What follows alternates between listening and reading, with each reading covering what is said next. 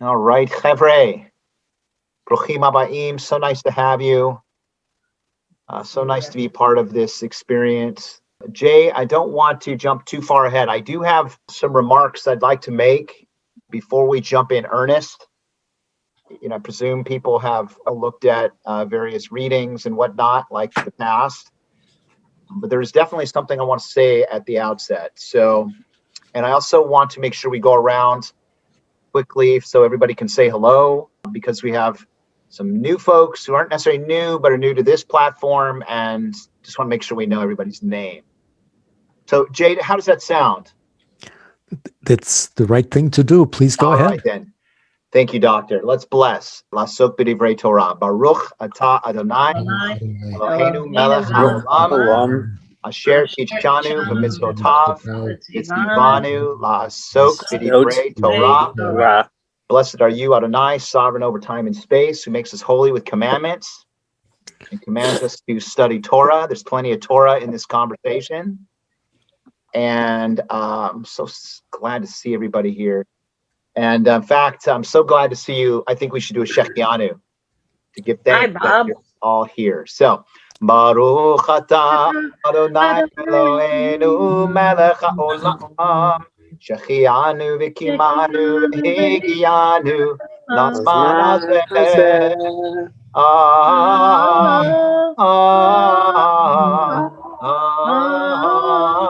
Amen. Blessed are you, Adonai, sovereign over time and space, who gives us life, sustains us, brings us to new Shalom Hartman series, so we can study and talk and debate and build a really important conversation in our community about values and how those values pertain to this conversation about Israelis and Palestinians and our higher purpose as human beings. Thank you for joining us. So let's go around the Brady Bunch grid here, and we will go according to what I see. We'll start with Simona. Hi, everybody. My name is Simona. Really nice to be here and see all of you, and excited for this class. Excellent. That's perfect. Something along those lines. David Froelich. I'm David Froelich. I'm an Emmanuel expat located in Columbus, Ohio. Go Buckeyes. Mora Devora. Oh, yeah. Devora Heyman. I've been a member for a very long time, and I've taught some of the children of some of the people in this room. And I'm enjoying these Shalom Hartman classes tremendously. And there's a lot I don't know, and it makes me want to know more. Well, nothing better than a teacher who wants to learn more. Well done, Mora Devora. Jay Rothenberg, longtime member, organizer of this, person to whom you should complain.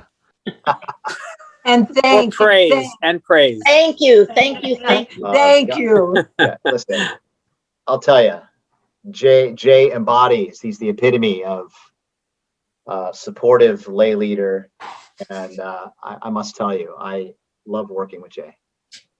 So thank you, Jay.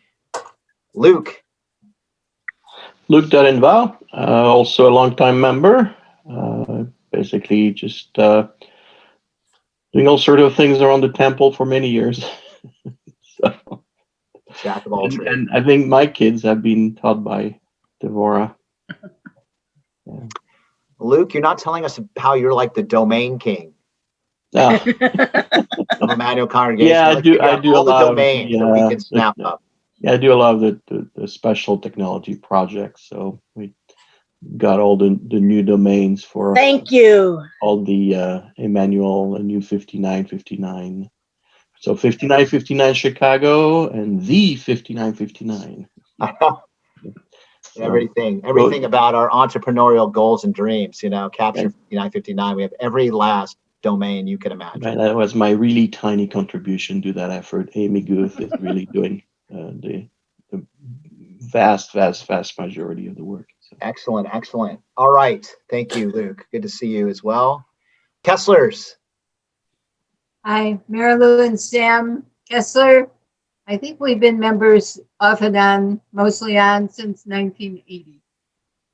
All right. Happy to be here. Thank you, Mary Lou. Good to see you, Sam. Welcome. All right, Ari. Hello, Ari. Nice to see you again. See you, Rabbi, and everyone. I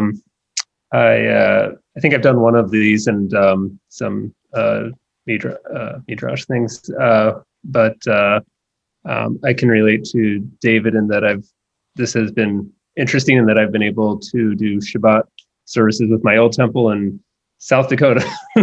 So that was a weird, different experience, but without even visiting. So, but yeah, I'm looking forward to these, and didn't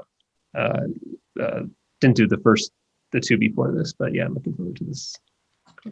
You can enter the conversation wherever you enter it, Ari. So it's all good, and happy to kind of engage you in conversation about what we have discussed before, which in some ways may perk up here. So welcome back. By the way, I may have been in your shul in South Dakota. Really? What was it? The name? Well, I'm not sure what the name of the shul is, but can you tell me the name? Well, there's two. So I was on the board of the Synagogue of the Hills in Rapid City. Oh, okay. All right. You might have been for the one in Sioux Falls. That's the one I visited. I did a funeral there. I was in Omaha for 4 years. So it's not far. Not far at all. Well, great. Scott, hello.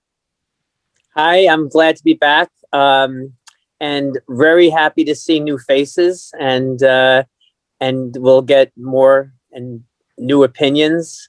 Although I have to say that this has been one of the most enjoyable parts of my Emmanuel experience. Maybe a second to Sunday morning services with the kids during Sunday school. Yeah, those are both great places to be. I'm amazed at how we've created a strong sense of connection and community through our learning, and the fact that we're expanding just means more people are going to enjoy that sensibility, Scott. So thank you for helping to create that. Ben Abrams. My name is Ben Abrams. I was persuaded to join this class by Jay. I didn't have time to prepare for today's session because most of my time has been going into a modern Hebrew class. But I'm looking forward to doing whatever we're up to. Sounds good. By the way, there's like no pop quizzes in this class, so like for some reason you don't come prepared. I'm sure you'll make your way through. So on that note, I will still say, be happy to see you. Ben, I'm sorry. I'm in Mifkan. Nice. In Mifkan. No exam. No exams. Ben's like the epitome of post-denominational Jew. Anything that's Jewish and interesting, you'll find Ben participating. Doesn't matter what synagogue, doesn't matter what denomination. Well done, Ben. All right. Bob Fields. Hi, you all. I'm from Rogers Park. I happen to be in a neighborhood in Chicago called Mayfield. I am also interested, but I totally missed because it wasn't asked or invited, but I would invite everybody based on the topic we're studying, we're discussing, is to say, have you ever been in Israel? Have you ever put your feet on the ground? Have you ever been at the effect of the Israelis personally, one-on-one? Because that also is going to enter into our discussion, which is key. It's one thing reading about it, watching it on TV or on the screen, but it's another thing eating and breathing it and standing at the wall or standing at a border, all that stuff. So I think that's really important. So I'll say first, I was there on the 10th year of Israel's 10th anniversary for 2 months. I've been subsequently in Israel more as an adult twice for 2 weeks during the holiday trip. And those experiences are also coloring how I see what we're reading and talking about. Absolutely. Amen. Bob, I was there for the 10th anniversary. I didn't see you walking around. I was there for 3 months. With the Bible study, competition I thought that was great. Anyways, nice to hear that, David. David's my partner in discussion tonight. Very nice. I Perfect. like the music, but I think we might need to mute it. I was thinking it was like a My granddaughter backdrop. violin lessons. I was I gonna won't turn say, off. I was gonna say it was his granddaughter. Oh, that sounds good to me. Sorry about that. I hope that Laura wasn't too... DeVore knows her. That sounds good. As I was saying, it was like a good backdrop to what you were saying. It's like, how convenient. You have like a musical backdrop while you're speaking. Very clever. Iris. Hello, Iris. Welcome. Thank you.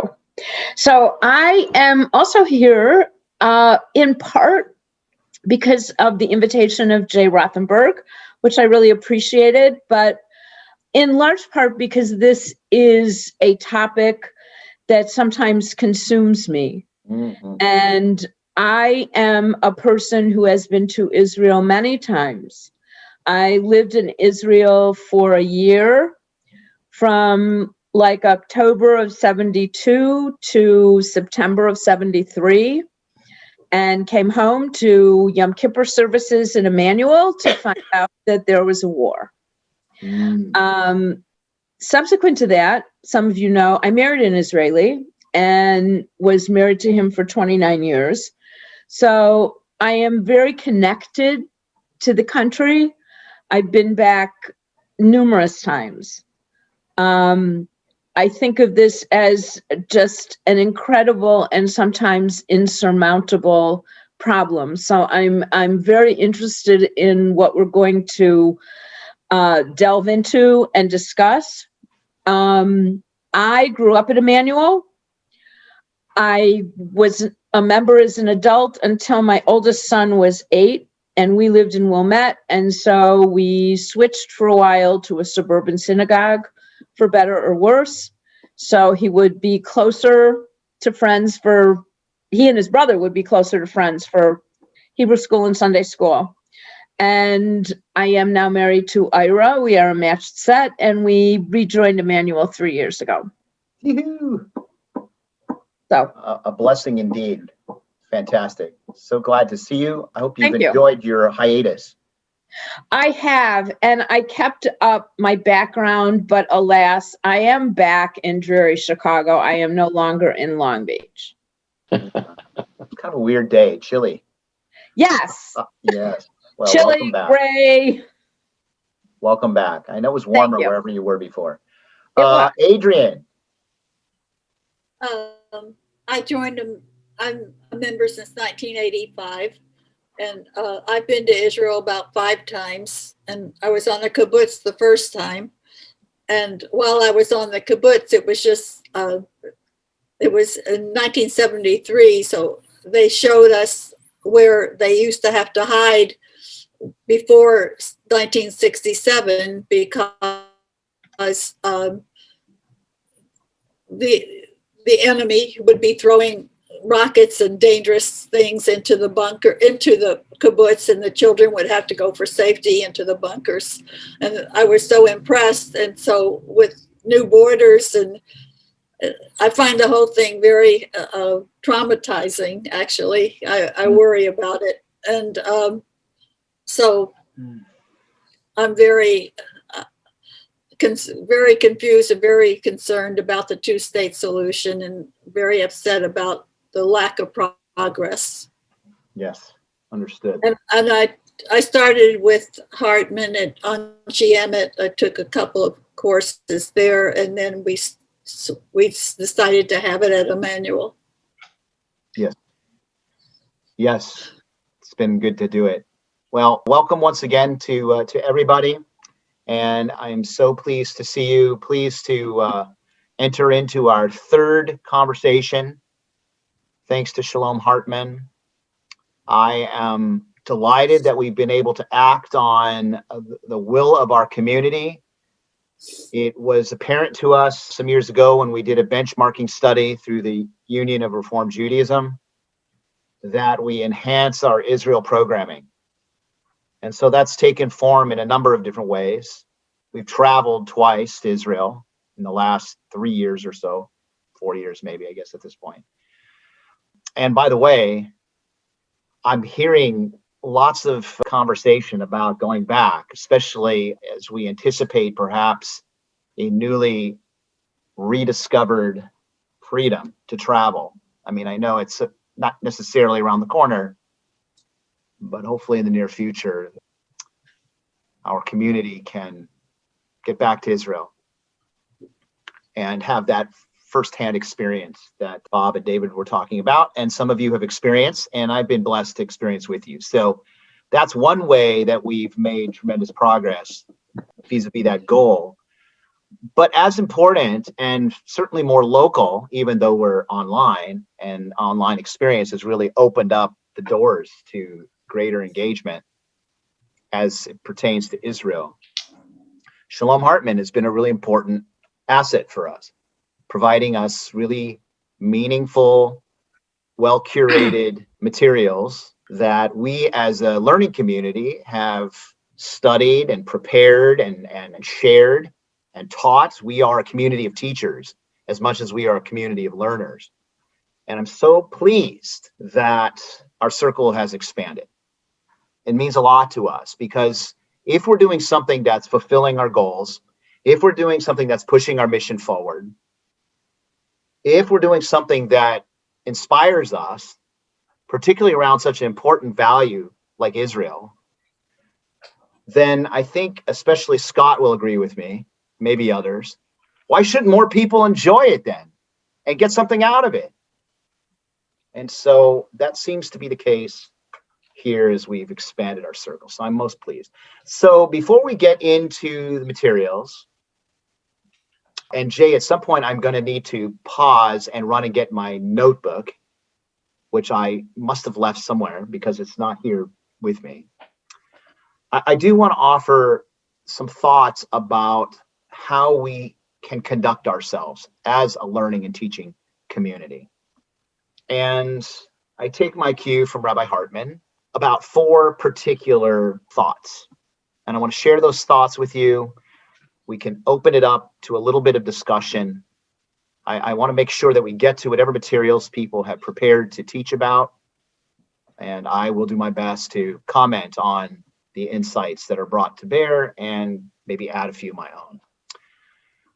So, first important frame for our experience. The first important frame is that we are called to ensure that this is a safe place for us to communicate with one another, and perhaps even more importantly, for us to disagree with one another.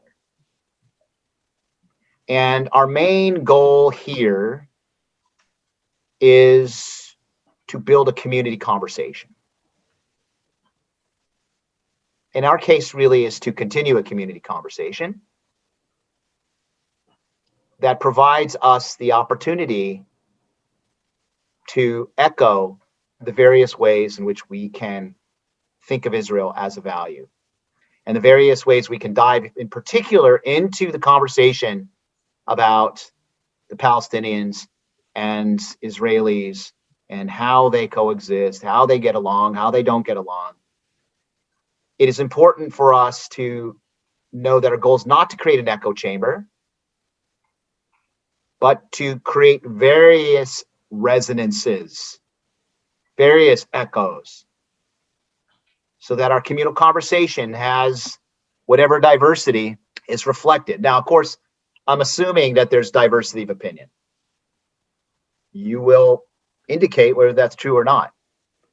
But I assure you that where it feels like we've become an echo chamber, we will bring in other ways of thinking about these things. And you see in the readings today, and even the way in which we think about solutions, 2-state solution, 1-state solution, moral imperatives, policy imperatives, right? There's all sorts of different ways to think about what we're doing, and we should be able to talk about it and even disagree about it. Number two, very important. It is not my goal, it is not Jay's goal, it is not Hartman's goal to change any political positions here.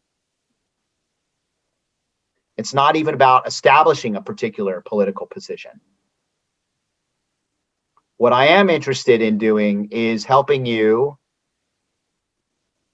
change, to the extent possible, ways in which you think about your own position and others' positions, right? Not so much about strategy, friends, but about values. Clear? And knowledge. And knowledge. No. And knowledge. Number 3, we can discuss any of these, and I'll repeat them.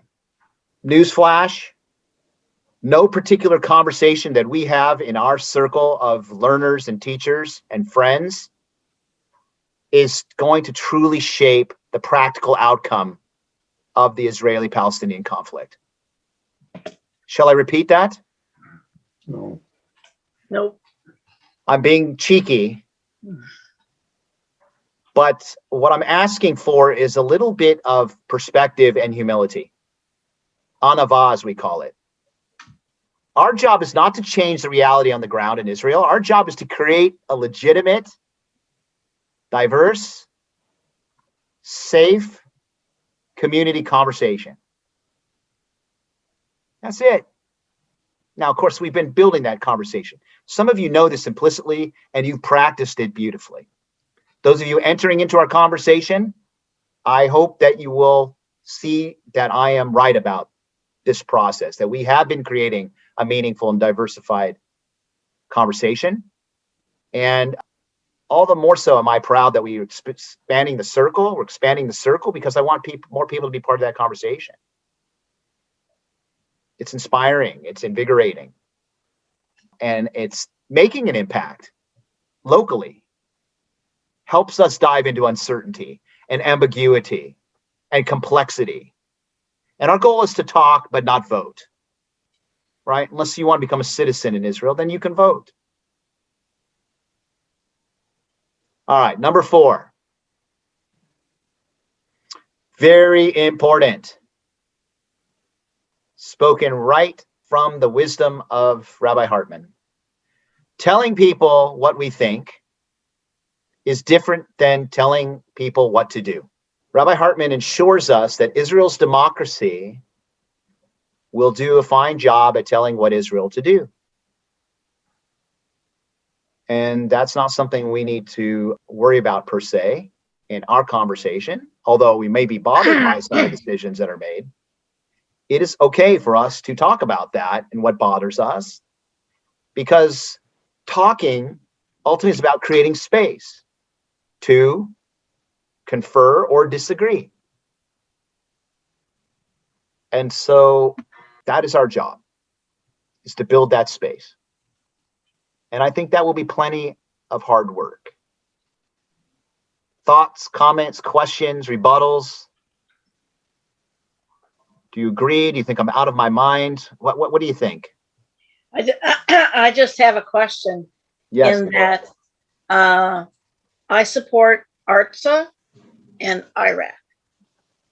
So I do have an opinion on certain things, especially where it concerns Israel's position on Jews. Yes. So, yes. And there's plenty to discuss there, isn't there? There is. To be like, I don't know if I agree with that. In fact, I don't, and it bothers me. You can talk about that here. Right? Rabbi? Yes, please. I agree with everything that you said in terms of framing our conversation through the course. And I know I'm not sure we were specifically directed to it, but the introduction video of this unit, not the session one, but the one right before, it's a 15-minute intro, talks about how to have a value based discussion regardless of one's political or policy thoughts, and how to keep the conversation going, which seems to be, what we're trying to do. And, quite frankly, I wish I had watched that video, 2 years ago. It would have helped me a lot in dealing with some of my best friends. So I'm looking forward to this, not only in the context of the Palestinian-Israeli question, but just maybe how we can talk to people who differ in a wide range of opinions. Yes. In fact, spoiler alert, when we look at the Talmud, the piece of Talmud in chapter 1, you're like, what is this all about? You know, why are we studying Talmud? Well, Devorah, Jay, who else? Ben, Bob, anybody who's joined us for Talmud class knows that sometimes Talmud throws off a lot of red herrings. You know, you're like looking at all these details, trying to pore over them, trying to figure them out. And actually all it's about is not the details so much, but how to think and how to use the lens and thought process to apply to life, right? And we'll see that that piece of Talmud is really important for us as it helps us frame what to do with uncertainty, where there are no clear-cut answers, or there are competing values. Maybe clear-cut, but there's competing answers. Other comments? I was going to add, in our last course, first course I joined, he explained pluralism, tolerance, and deviance. Yes. And how to have conversations. And I saw that they actually brought that back up in the source book this Good. time. So I thought that was a good tie back to how we're able to have these conversations. Oh, glorious. Simona, thank you for linking us directly back to our last unit. That's the beauty of good learning experiences. It's certain cross-fertilization. You're in one unit and you learn a certain way of thinking, and you go to a different unit and somehow you get to apply what you've already learned. Fantabulous. Other comments? Yes. Just where is the video? I missed it. Okay. Jay, this is a good segue. Jay, let's do a little housekeeping. I'm going to run and get my notebook. Iris, I respect your question, but Jay can probably answer this. And I'm going to go get my notebook so I can be useful the rest of the class. Okay? Yes, thank you. And do a song and dance if I'm not back soon enough. Before we leave the comments that Scott just made, I've got to say he's exactly right. I missed that on emphasis, and he caught it, and we've had discussions about it. And so the only thing that we can do is go back and read it, just as he recommends. Thank you, Scott.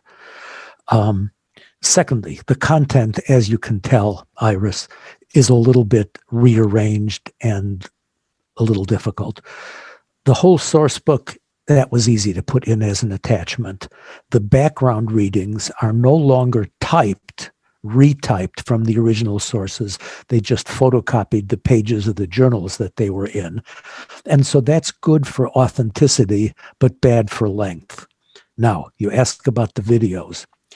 The videos are big files, and because of my own paranoia, Ari, I felt not free or permitted to try to copy those videos and throw them into the emails that I've been sending to you, because I don't want a lawsuit that says that we have pirated Shalom Hartman's copyrighted work. I don't know if that's true or not, but unfortunately, until I find a better solution, I need to have you chase back to the online Hartman website and click on the My Hartman tab way up at the top. And then there's this whole array of a vertical column of circles or bubbles that invite you to play the videos in HD, play them in some normal mode, or download them yourself. And so do as you please. I found the downloads take several minutes. And so I just play them as is. That's right. I like to download them so I can refer to them later on. Okay, so it's your choice. The other thing is that I was worried a little bit, and I'm not a computer expert, that there might be somebody around who doesn't have that much space on their computer to download these huge chunks of information. And so I have typically, I downloaded a few, and I found I never went back to them. Luke, I'm sure, has a better knowledge of how to do it, and so I'd be happy to hear without contravening any laws or rules.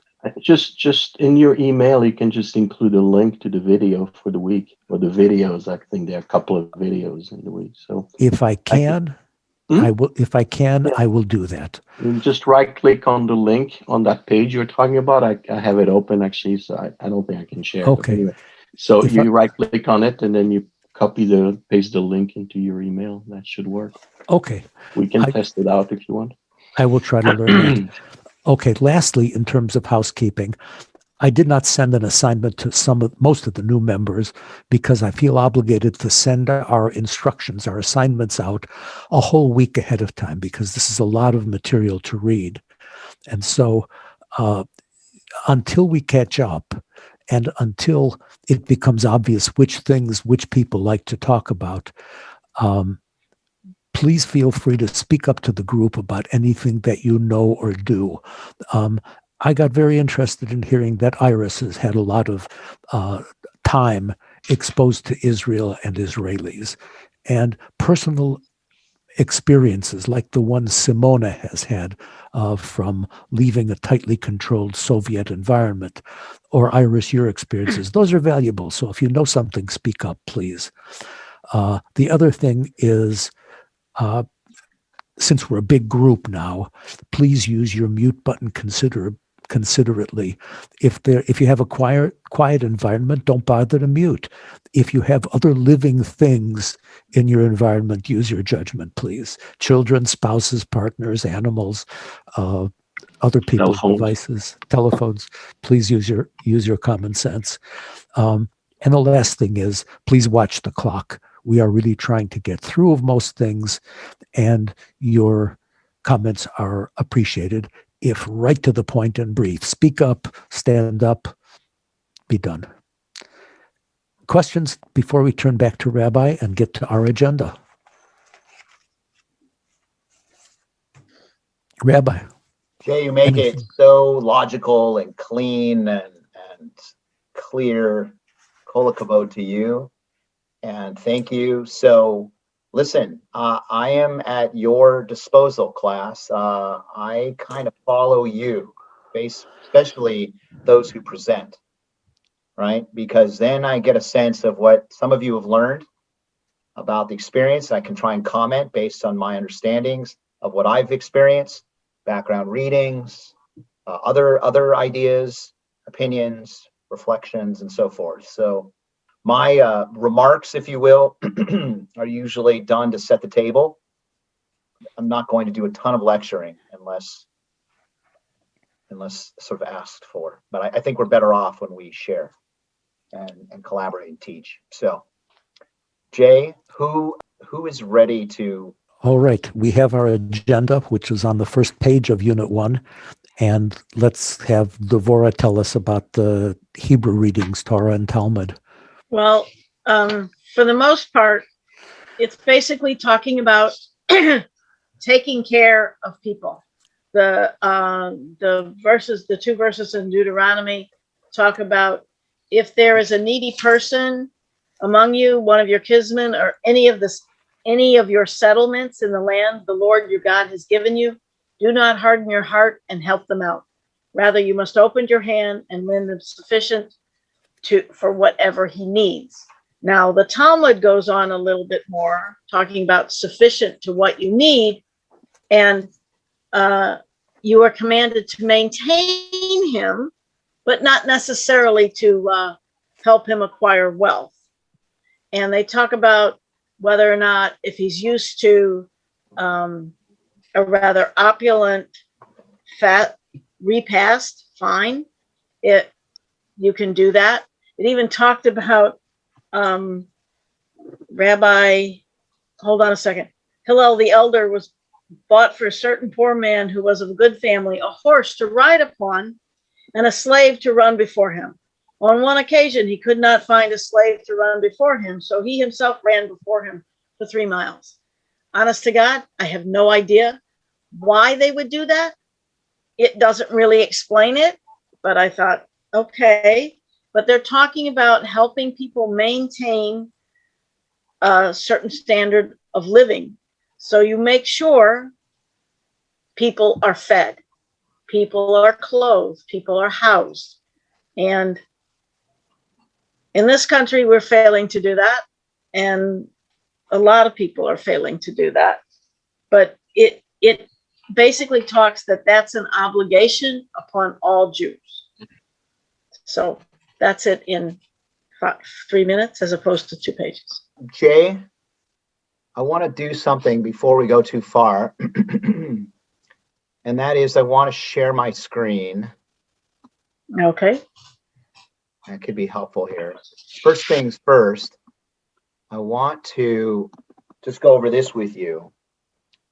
This kind of puts a frame on the first lesson.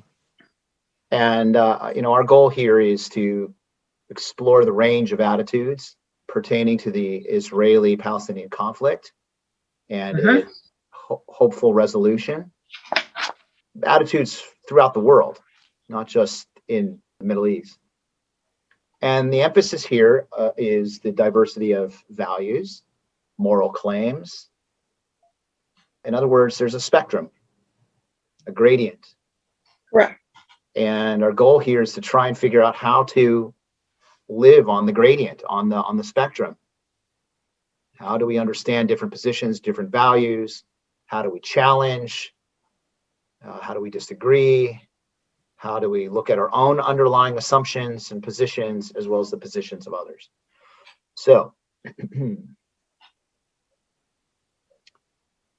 notice here we have the 2 main texts plus all the background reading. And here are the texts that Devorah spoke of. So actually, Jay, is there time for a question? No reason why not. All right. So I want to ask you a question about Deuteronomy 15, 7 through 8, which pertains to tzedakah. So Devorah, yes, you can repeat if you would, or someone else can add, or what have you. But what does it mean to give someone a need sufficient for their needs? To some, according to the Talmud, that to which they are accustomed to. Okay. All right. And so as far as giving tzedakah then, how do you understand this as a guiding principle for tzedakah? Well, you must open your hand and give it to him if you have it. Okay, good. So let me ask you 2 more questions. Looking at the Talmud. Yes. How does the debate here pertaining to tzedakah exemplify the Talmudic tradition of complex value conversations, right? Which may have multiple right answers. Well, for example, Hillel the elder who brought for a certain poor man a horse and a slave to run before him. Somebody needs to explain to me that whole idea of a slave to run before him, because poor slave, what the heck is that? But I understand giving a guy a horse. And so Hillel ran before him. I do not understand that and could not find that in my any discussion about that from my other sources. Mm-hmm. But I understand that in this case, if the gentleman wanted to ride a horse and he was accustomed to, and Hillel the elder had the means by which to afford him the ability to do that, then so be it. Okay, good. So let's talk about it kind of at a meta level, right? Kind of borrowing from the energy brought forth in Yossi Klein Halevi's article about empathy. Right. If we're having a values conversation about tzedakah, one that we hope will impact our policy related to tzedakah and giving in the public sphere. Right. What virtue do we hope to cultivate in a conversation where we agree that there are probably going to be some values that, depending on how you look at it, are right? You might think more or less, right? but someone's going to weigh in and feel like my position's right, and you're going to feel like my position's right too. What sort of virtue do we hope we will evoke with that kind of fundamental understanding of right answers, ambiguities, uncertainties, paradoxes, etc.? You might be feeding someone who is hungry. But generosity. All right, so practically you're gonna do the right thing and make sure somebody's hungry gets fed. Well, you may make sure that no matter what happens by virtue of disagreement, that generosity becomes the ultimate. No matter what, you're going to create a generous display of, I have a thought about that. An example would be a person goes to a food bank and they give him a bag of food. Another person goes to a food bank and they give him a bag and tell him to pick out what he needs. All right. So which one is the better thing? What if I get 2 jars of peanut butter and I'm highly allergic to it? Right. No, I understand that, it actually sort of suggests something that's more germane to this text than you realize. Like a normal conversation around Talmud, especially the first pass through it, we're going to get like, okay, what's the moral of the story? Nedivut, generosity. But actually, the moral of this story, and you sort of suggested in your answer, Devorah, here, what's somebody's going to need to know you pretty well, right? To know that, well, they should put peanut butter in your bag, or give you the freedom to pick what you need so that you can avoid the things you're not allowed to eat or unhealthy for you. To me, this is a fundamental act of insight and awareness about someone, which tends to reflect more about empathy than it does even about generosity. Correct. And so, go ahead. I think it also has to do with realizing and giving the person who is accepting the food a level of dignity. Okay. It's one thing to be handed, charity in any form. This is what I think you need. I think it's a whole other level, right? To get the input from the person who you're trying to help. Sure. Sometimes we can be generous but paternalistic and not necessarily empathetic. Or helpful. All right. All good conversations about nedivut, about generosity, even about empathy. But empathy here, in terms of shaping policy, is really what is the bottom line here as pertains to our study, which is all about Israel and a conflict that has lots of different vantage points and lots of different moral preferences. And one person can see things one way and another can see things a different way, and both people actually might be right. So how do we engage in such a conversation where you're right and I'm right? How do we engage in a conversation where I'm right, but I think you're wrong? Or you think you're right and I'm wrong? You're wrong. The I'm right, I think you're wrong position might be, I think we should be taking food from our refrigerator and bringing it to people who are hungry. And that's what we all should be doing. Yeah. So look, you're entitled in this empathic circle, in this curious circle, or the circle of curiosity, to tell us how you feel about things. You can argue about what you prefer. That is different than telling somebody exactly what they should do if they're to have a proper perspective.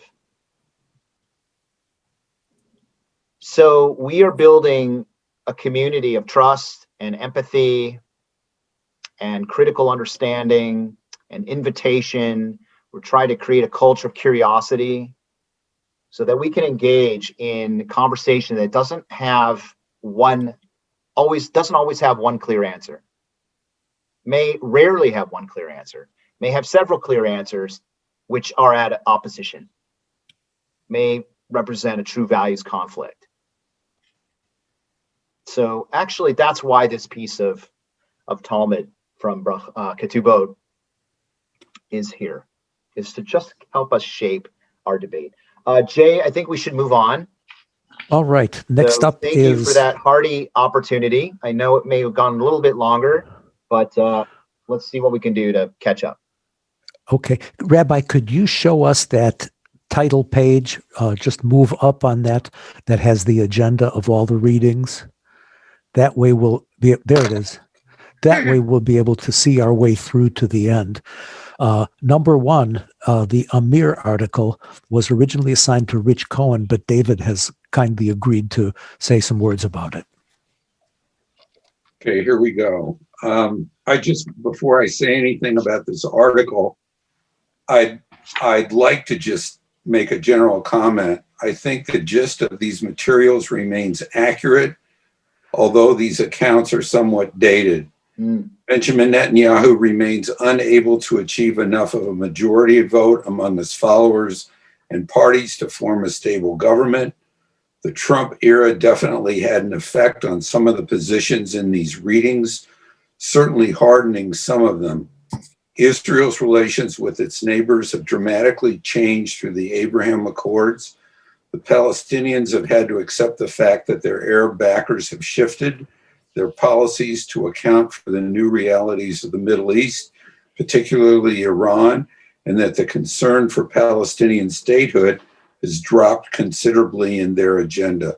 Nevertheless, the fundamental debate between a one-state and a two-state solution, while still important, has become sclerotic. So I will tell you what I want to tell you about the Amir piece. This brief article provides a roadmap of sorts through the Israeli political thicket. Amir stresses that Israeli public opinion is opposed to a two-state solution, something that has been the mantra of the decidedly small political left. Right-wingers believe that a two-state solution creates a vulnerable security situation for Israel and evokes the lack of trust that Israelis have in the Palestinian population. The left is accused of supporting some pie-in-the-sky approach that everything will work out.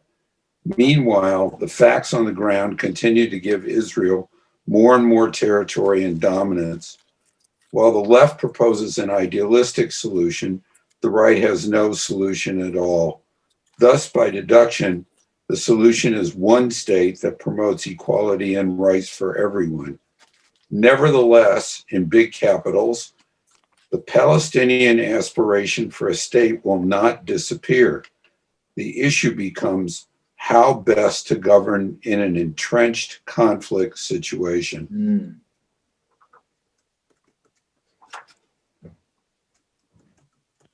Any specific text you want to focus in on here? Me?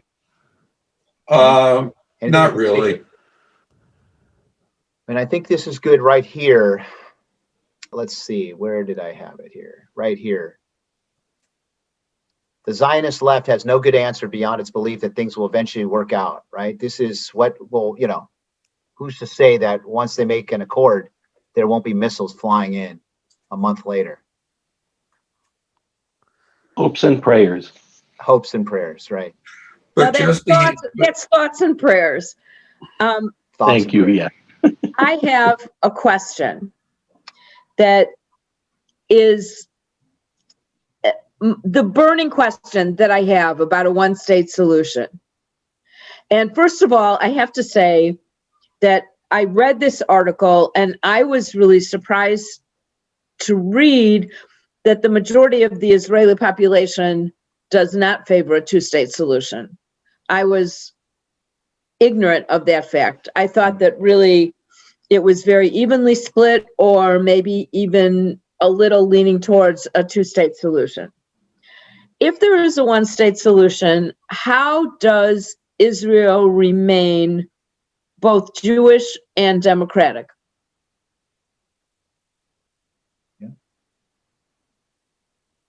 Very good That's why question. people have other answers to the to what the right final And that is resolution exactly is. that's exactly what we're developing here. The farther we go into this, the greater our uncertainty will become. Simona has a lot to say about that. Go ahead, Simona, with number 2. Before I do this, I just want to say, watching the first video, I'm probably one of the few people in this class who doesn't firmly sit in an opinion here. I don't think I've had enough context in general about 2-state versus 1-state to have formed an opinion. So this is super helpful to me. So the article I was given is a 1-state as policy, and it is by Naftali Bennett, who Jay urged me to look up, and he is a really fascinating man who was a tech millionaire and also Minister of Economy, Minister of Religious Service, Minister of Diaspora Affiliations, Minister of Education, Minister of Defense, and I believe Netanyahu's Chief of Staff at some point. So that is who wrote this article. It's from 2014, and one quote I pulled out immediately from the beginning is, "For its security, Israel cannot withdraw from more territory and cannot allow for the establishment of a Palestinian state in the West Bank. Pulling out of the West Bank would make Israel a target because terrorists would set up rocket launchers close to the old city and on the hills above Ben Gurion Airport, as well as the Tel Aviv Stock Exchange. Obviously, that would be a bad thing." He goes on to give 3 examples of when Israel has pulled back and has faced a lot of consequences. One is in the mid-1990s when Israel pulled back some cities as part of Oslo Agreement, and later 1,000 Israelis were killed by terrorists due to that. The second was in 2000 when there was some pullout of Lebanon, and it led to a strengthening of Hezbollah, who then fired more than 4,300 rockets into Israel. And his third example was in 2005, withdrawal from the Gaza Strip. And then they were using tunnels to have terrorists infiltrate Israeli towns and villages due to that. Instead of a 2-state solution, he actually proposes something called bottom-up peace, and he lays out a 4-step plan for how this would work. Step 1 is to upgrade Palestinian autonomy in the West Bank in sectors A and B. However, it will not be considered a state. It will not control its own borders or have a military. Gaza is not included in this due to it being under Hamas control. 2, upgrade roads and infrastructure to remove roadblocks, allowing for freedom of movement for all. That includes Palestinians and Israelis. 3, build economic bridges of peace between Israel and Palestinians. And he kind of talks about how, in his experience in working with tech, when you work with diverse groups of people, you make strides quicker than when you're working with the same type of people. 4, giving the Palestinians in Area C, part of the West Bank, full Israeli citizenship and apply Israeli law over the area, but keeping areas A and B under Palestinian autonomy, but not giving them citizenship. He goes on to state that this plan goes against everything that has been worked towards for the past 20 years, but sees it as an ultimate answer to peace, that these are more realistic goals than the 2-state solution that's been proposed, and that they would provide ultimately real security and economic prosperity for both Israelis and Palestinians. That's excellent. Jay, David, just offer a little bit of definition. I think it'll be helpful. And when we say 1 state as a policy imperative, I think it's important to refer back to Dr. Becker's insights. And I would just say, quoting him, that advocates of the one state as policy imperative feel it's impossible to establish a Palestinian state in the West Bank and Gaza without creating a threat to Israel, a mortal threat, and ultimately the future survival and legitimacy of the Jewish state. All right, so there's no version that one can come up with of a Palestinian state that is not what we would call in geopolitics a failed state or a terror state, both of which would endanger Israel. Right? So the current situation is not tenable. So the only real option is to think beyond that, to imagine a situation in which Israel controls the territories indefinitely, and Palestinians will receive some rights and will be able to establish the ability to create a sovereign state is ruled out in this concept. And this is presented as a policy question, but it's really motivated by a core moral question, and that is the right and duty of Jewish self-preservation. According to Dr. Becker. One thing that Simona mentioned that he doesn't stress enough is the economic and infrastructure benefits that the Palestinians could earn and then be much more willing to live near or together with the Israelis rather than attacking them all the time. From the bottom up means from the people up. And if they get water and electricity and some economic benefit, there will be smaller family sizes and more cohesiveness toward what we call Western standards. Right. By the way, David. I think this probably marks previous administration's economic approach to problem solving here in the region. David. I think that there's an emphasis on material goods, which are notable, but you're asking people to give up a dream. And I think back to the founding of the State of Israel. Would we as Jews or Zionists been happy with getting a chunk of territory where we could practice autonomy, but not sovereignty, knowing full well that surrounding us is a power, and I hate to use this metaphor in light of today's trial stuff, there's a power that can put its boot on our neck anytime it wants. I don't think that these arguments take into account the mindset of the Palestinians. This is like a Western values mindset, not something that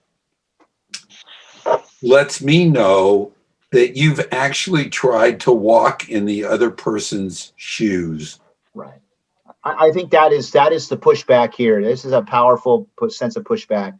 I know there was, I can't remember which article it was, but they were talking about trying to imagine what it's like to understand the sense of homeland from a Palestinian perspective, where they're in camps that are literally miles from homes that their grandfather, whatever, marched out of. Right. Their grandmothers were displaced. So, it's this palpable sense of homeland that I think gets lost in this kind of analysis. So that's a good point. Could I just add one little thing here too? Sorry.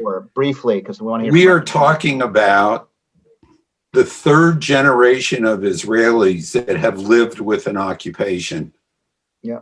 The first generation of Israelis had a much different view of what cooperation with the Palestinians might be like. But now, as as a conquering power, you get that in your psyche. You're in charge, period. Right. Sorry. No. Your points are well taken.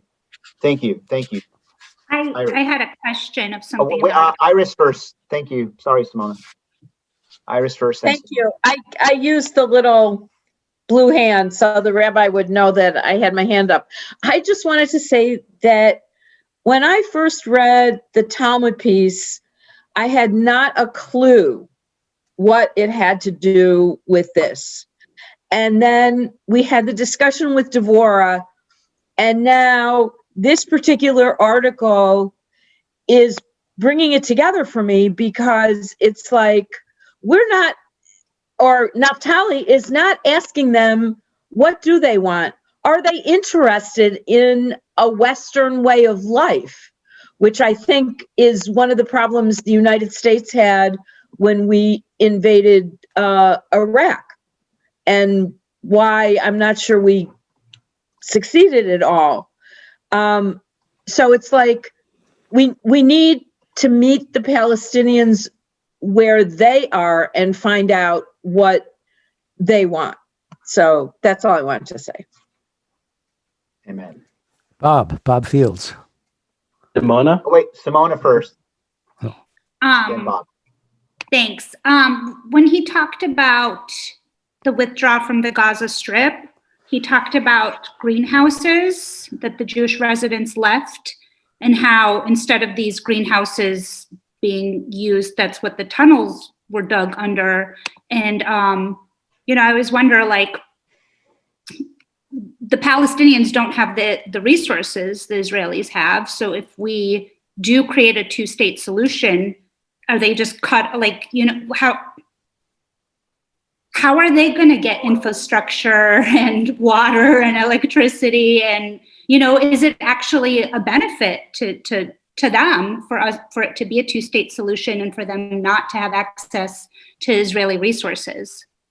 It's a good question. We have to ask Palestinians how they feel about it. It would be useful to get some insights.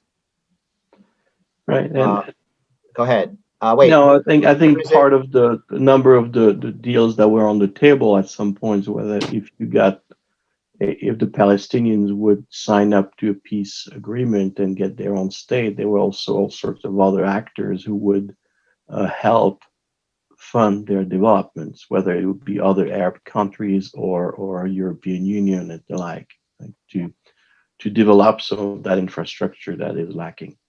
So the main question in my mind is, that's great, but if you have that, then right now you have Palestinian leadership who's holding on to power because they benefit from it.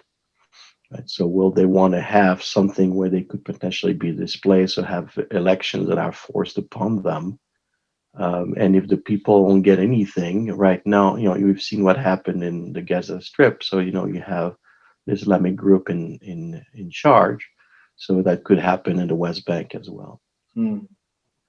So that's the whole ball of spaghetti. That's the whole Megillah. Yeah. Thank you, Luke. Jay, I know that I think we have others we need to get through, and ordinarily our goal is not to just plow through stuff, but we had an extended intro today, and we certainly wanted to say hello and get acquainted, and all that is valuable for a first lesson.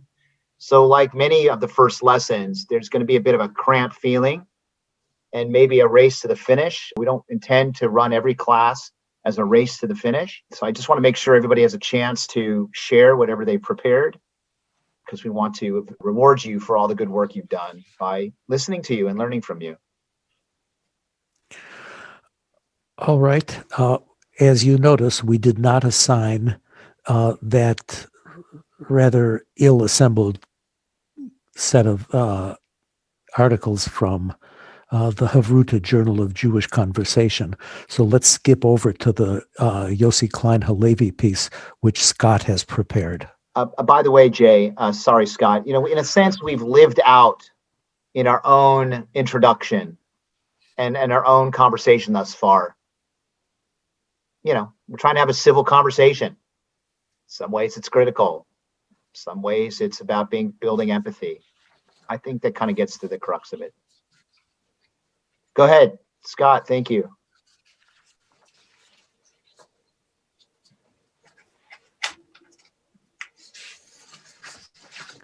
Scott, unmute, please. Scott. Rookie mistake. I'm sorry.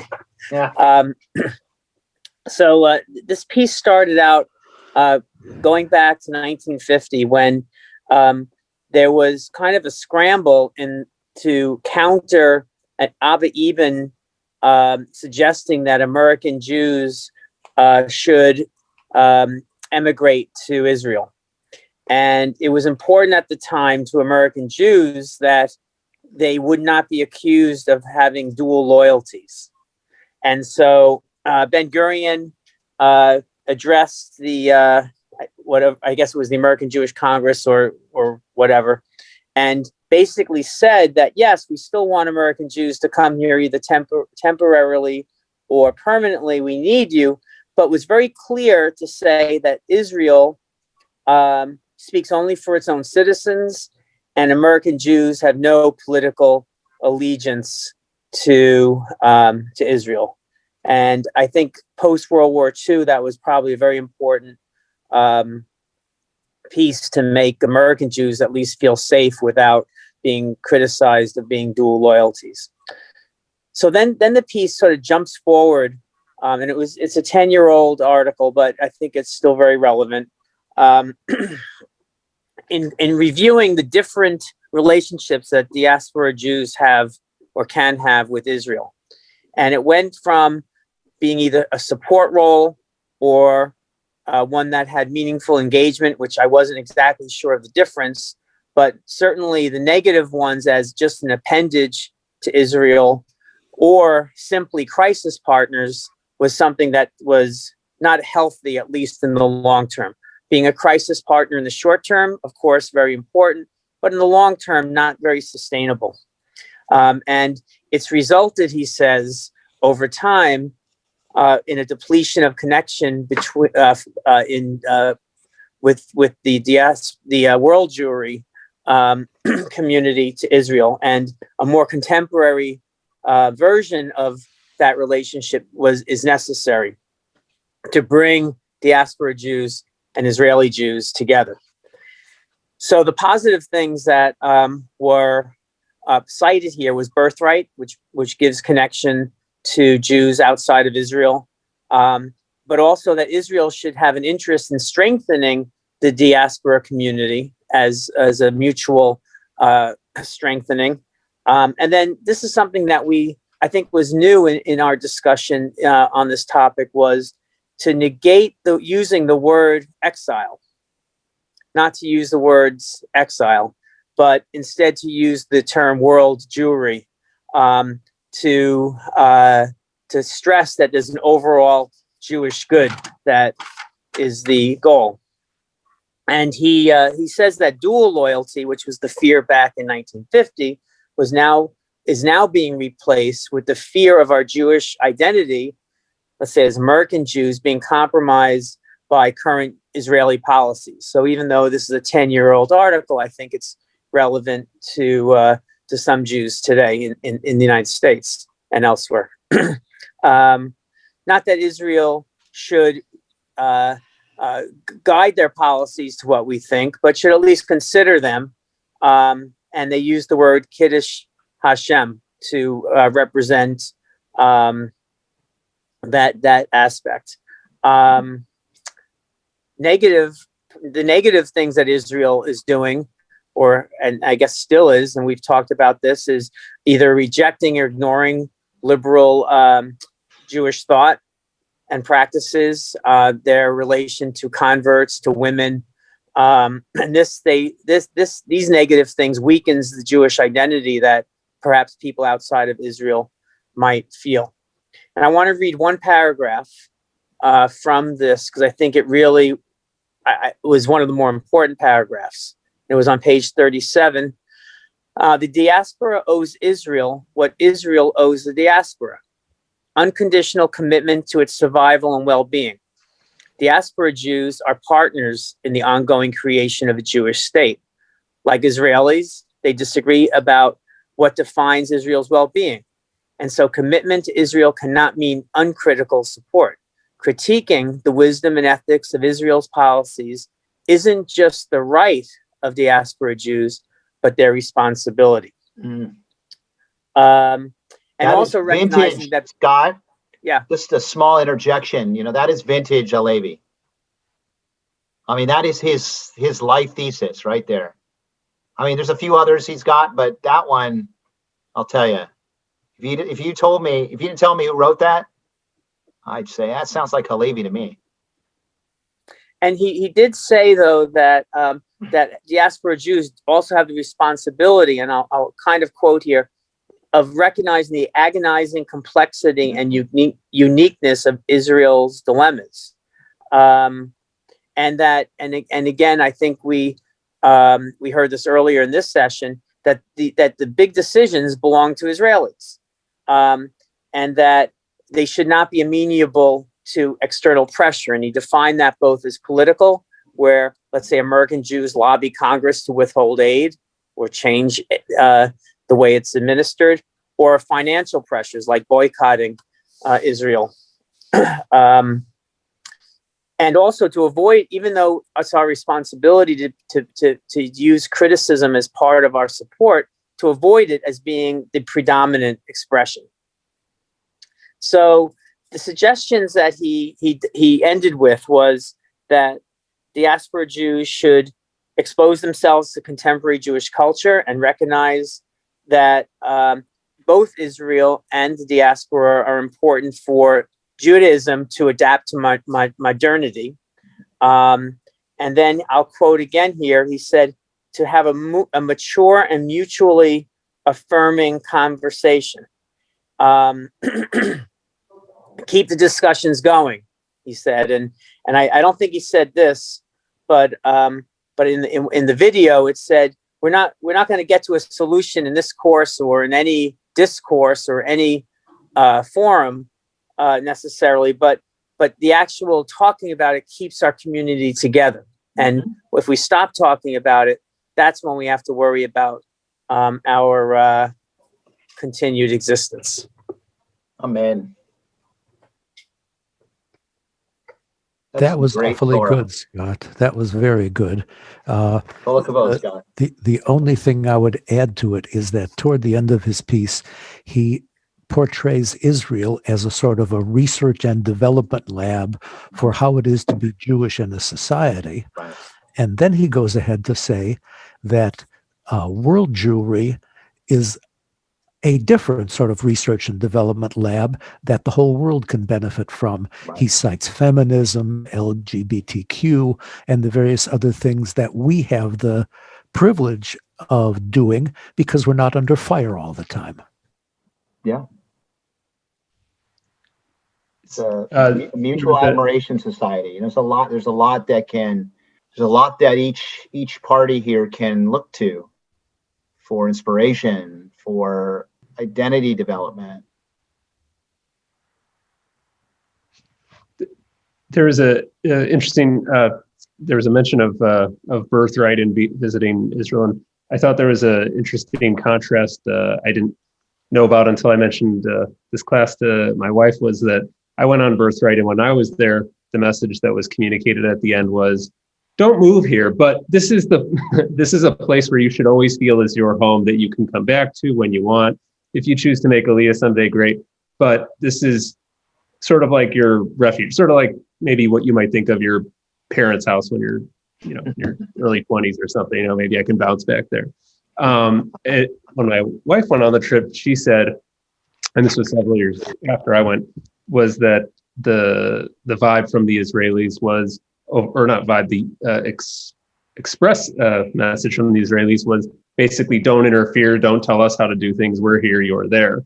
And I think that creates a bit of a problem with the idea that is a shared place, in that Israel wasn't, at least the way I was educated, was not formed as a homestead situation of where we're racing for land claims, and if you're Jewish and didn't come here at X time, then you don't have a role or a place here. That it's kind of a complicated, it's a much more complicated situation than that.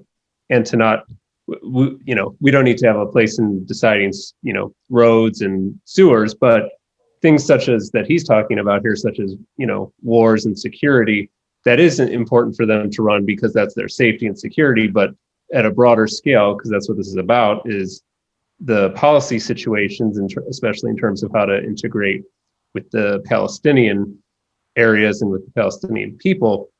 That's, I think, a conversation that Jewry around the world have to be involved in, if it is to truly be a homeland.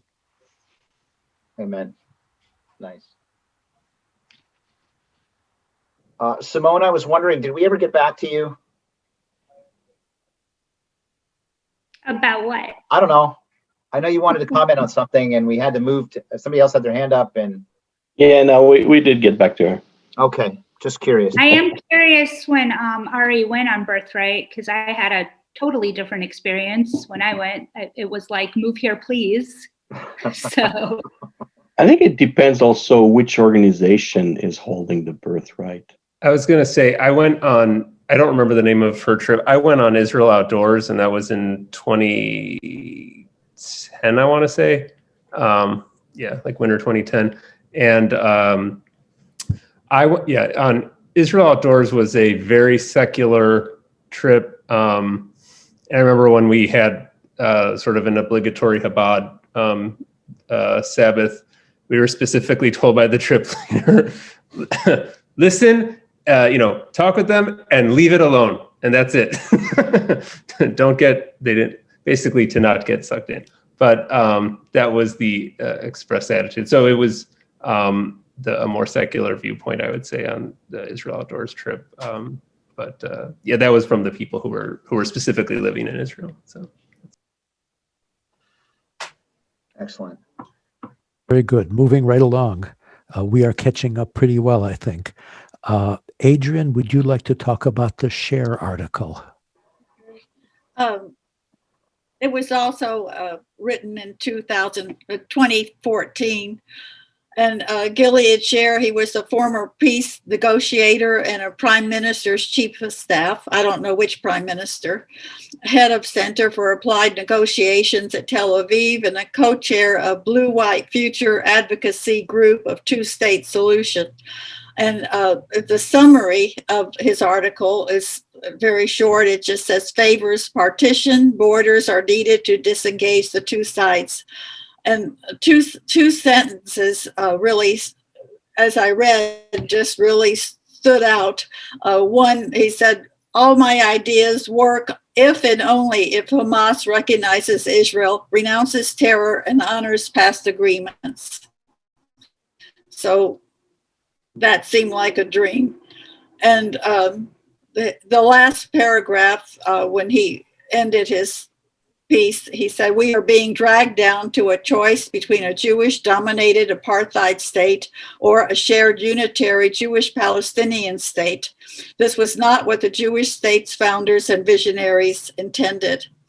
And he, in his article, he quotes Netanyahu and let's see if I see where that is. So he says that this preservation of the status quo absolutely runs counter to Israel's interest. With the collapse of peace talks, they need a major initiative to delineate borders between Israel and Palestine as a first step toward partition. And we have to act with a sense of urgency, which it's already to 2021. And a permanent settlement based on real peace is preferable to any other alternative, but not obtainable in the foreseeable future. A resolution of the conflict enhancing the mutual security did have the vast majority of Israel's support. What happened here? Okay. And he wanted to set up a process leading to internationally recognized borders encompassing a democratic state with a clear Jewish majority. And he stressed that Israel must act on its own, not on American expectations. Allowing persistent Palestinian rejection to dictate is the same as giving Palestinians a veto on the nature of the Israeli state. Israel cannot allow its Jewish and democratic character to be subject to Palestinian decisions. He says now Israel must delineate borders between Israel and Palestinians as a first step toward partition, even in the absence of full peace, mutual trust, brave and rational leadership, and respect. We must preserve Israel's identity and spirit. Israel will not be able to optimize prosperity, welfare, equality, education, and national resilience until we disengage from the Palestinians. Geographical borders, equality and sharing, defense. And then he quoted Netanyahu's 2009 speech where Netanyahu said, "We have no desire to rule over Palestinians." 5 years have passed and that goal has not been achieved. And if reaching a peace settlement is not feasible, relocate settlers, absorb thousands of settlers in new borders. And one of the aims would be to back a permanent regional platform, Israel and Palestinian peace movement. And that was 2014. And Nice that was work. what I got. Thank you so much. I just want to, for definition, Hebre, so two states as a policy imperative focuses on Israel's national interests, focuses on denying Palestinians oxygen to delegitimize Israel, prevents Israel from being isolated in the world for not comporting itself to high ideals, talks about peace between Palestinians and Israelis as critical to the establishment of a cooperative agreement and engagement. And doing so would enable us to focus on Iran, for example, which some say is a much more pressing existential threat.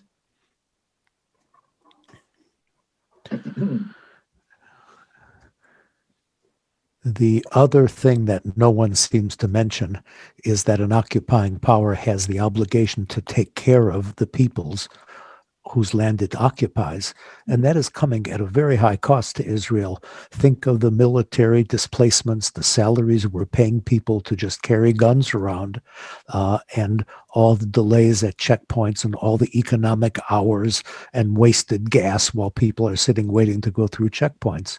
So his argument for partition says, give them something that they can be reassured of, that they can count upon, and devote their resources to taking care of themselves.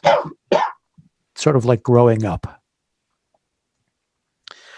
All right, we have just two more articles. The Tobin article is in Luke's hands. Please go ahead, Luke. Thanks, Jay. Yeah, so the Tobin, Jonathan Tobin is an American journalist and columnist. He's a conservative guy. His piece, his commentary is from 2015, so it's not that old, but 5 years. And he basically spends his 2 pages explaining that Benjamin Netanyahu is not a flip-flopper for saying in one point that, okay, we can't have 2 states, and then before and after saying, yeah, no, we need to have 2 states. So the interesting part to me, and the crux of it is a point somewhere in the middle that says a 2-state solution in which a demilitarized Palestinian state lives peacefully next to Israel, with both Jews and Arabs free to live unmolested on either side of the border, is the ideal solution to the conflict. But until a sea change in the Palestinian political culture happens to make that an actual possibility, no rational Israeli government would consent to a complete withdrawal from the territory.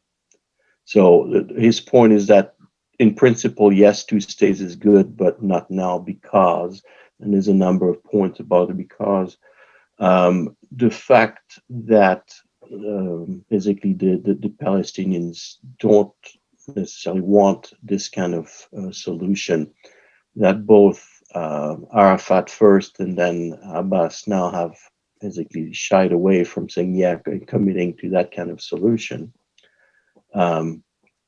Because they don't want to give up, as David alluded to. Their people want to be able to return to their land. At least some of them want to be able to return, and they don't want to be the ones who agree to giving that up. Also, another point that the author makes is that part of the argument sometimes is Israel needs to be able to take risks and want to be able to basically trade land for peace, as the previous author mentioned, the one that Adrian just talked about. But what Tobin says is that Israel has taken risk for 20 years and has discovered they traded land for terror, not peace. So, for example, they evacuated the Gaza Strip, and as a result, now there's an Islamic state, and essentially right next to Israel, that has been the source of conflict and missiles flying over, etc., for many years since that happened. So a concept or a name that I hadn't seen before, but I found very evocative, is apparently the name Hamasistan. So Hamas is the Islamic militia, Islamic group, and conflating that with Afghanistan or any other Istan that you want, Pakistan, whatever. So Hamasistan being right next to the border of Israel, and that's one of the concerns that. If you give them a state and they have an election, or if they ever replace the leadership of the Fatah, the leaders of the Palestinian movement, that will turn into potentially another Islamic state right next on the border of Israel. So that his whole point again is 2 states, yes, but not under the current situation. Right. Bottom line. So he's like right smack in that middle circle in the continuum that Tal Becker was talking about. Luke, thank you for adding to the excellent reflections tonight. You and your fellow Chavruta, quite good. I think Tobin falls into the 2-state solution as an aspiration. Right, absolutely. I think that's Becker talked about that as the 3rd category. Yeah, the third. I mean, it's kind of the middle one, right? And if you have 5 circles, that's the one in the middle. Right. In the illustration, at least, that we have in the document. Rabbi, do we have time? A few minutes to go? I'm in no rush. Listen, here's the ground rule. We try to finish promptly at 8:30. If we don't, you are free to go. If something happens, you need to leave. Don't feel one iota of guilt or whatever. Just go in blessing, and we'll see you when we come back. If we can stay and finish, that's great too. Okay, with that in mind, David, please tell us about the Yehoshua article. Basically, I believe it comes down to this. A people's national identity is directly related to a piece of land. It's the only place that national identity can be lived to its fullest extent. This is true for Israelis and Palestinians. The actions of the Israelis to nibble away at the land which holds the Palestinians is actually an attempt to delegitimize their identity. This is an unworkable solution. The right of return and to have a state is just as valid for the Palestinians as it is for the Israelis. Any step short of statehood will result in increased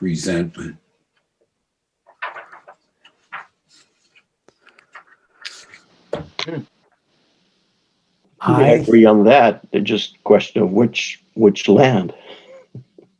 Right. I had a totally different take on that, David. The interest I had was in the author's point that a virtual homeland for us, the Jews, is really not so bad at all. We've done very well every country we've moved into. And so having Israel as a paradigm, as an example, as the research and development lab for Judaism suits me just fine. But as Blaustein said, my home is America, and I'm doing adequately well there.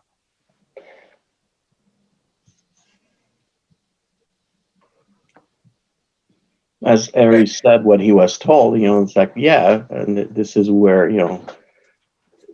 Israel is your parents' basement, right? When that failed, where you are fails, you can go back there. Well, it can be more than that. It can be a place where living out Judaism on the street, in the community, in the world, is best developed and honed.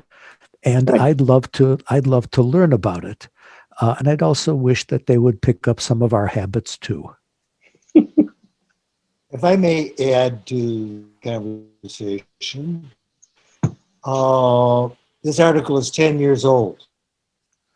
And I did some research to discover that he was born in Jerusalem in 36. So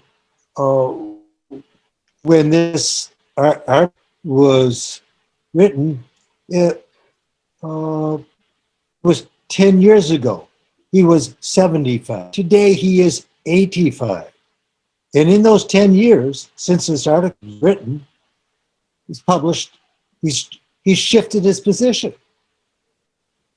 I pulled up an article from our extra resources that we were provided, and a title from a piece published in the Times of Israel in England. The title of the piece, the headline is Peace Activist A.B. Yehoshua now pushes for a one-state solution. Why? The author says settlement activities has killed the two-state dream. Just to put it all into perspective.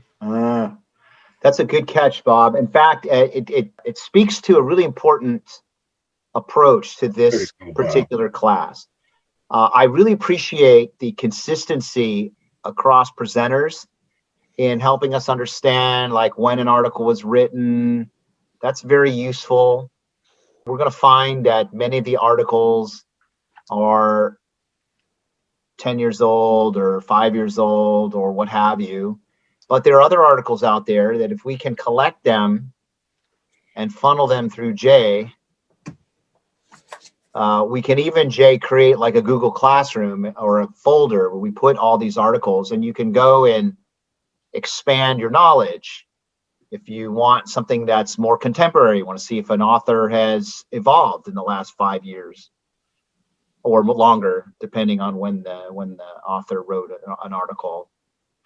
By the way, it's also good to read works like Micha Goodman's Catch 67, which is very contemporary and really is an important companion to our entire study because he upsets every side. Everybody's upset with Micha because he speaks truth to power, all sides of it. And he calls people out on why it's difficult to have a two-state solution, why it's difficult to have a one-state solution, why it's difficult to even have a political solution, no less, right? So, there's all sorts of religious realities that are in play here that really make it hard to negotiate politics. It may be impossible to have any of these types of solutions as a result. So, we haven't really addressed that. Jay, we can talk about process in terms of how to introduce such articles, create a repository for such articles.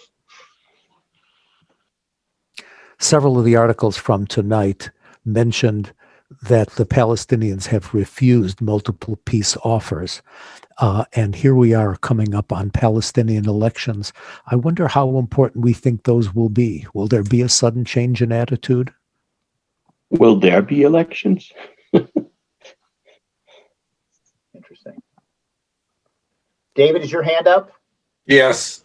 All right. I think we're going to take this as the last comment.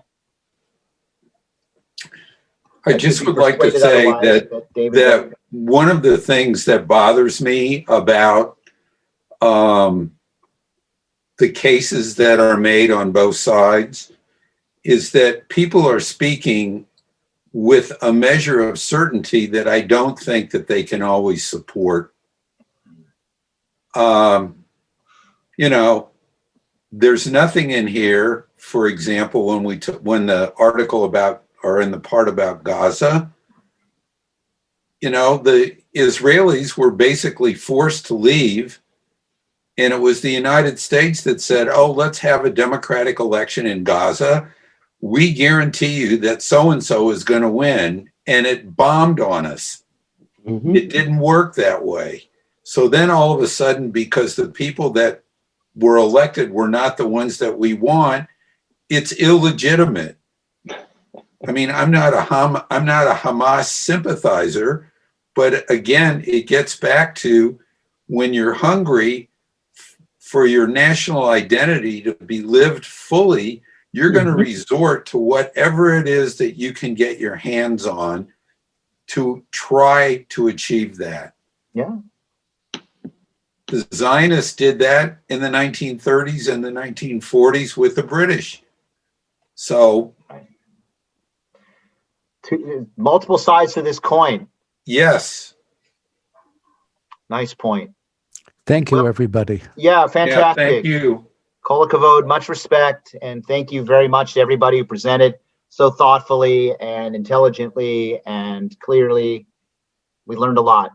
We're in your debt. Thank you all. Blessings. Come again. Thank you. Thank you. Have a good night. Here. See you in 2 weeks. Good night. Right. Take care. Thank you. Bye now.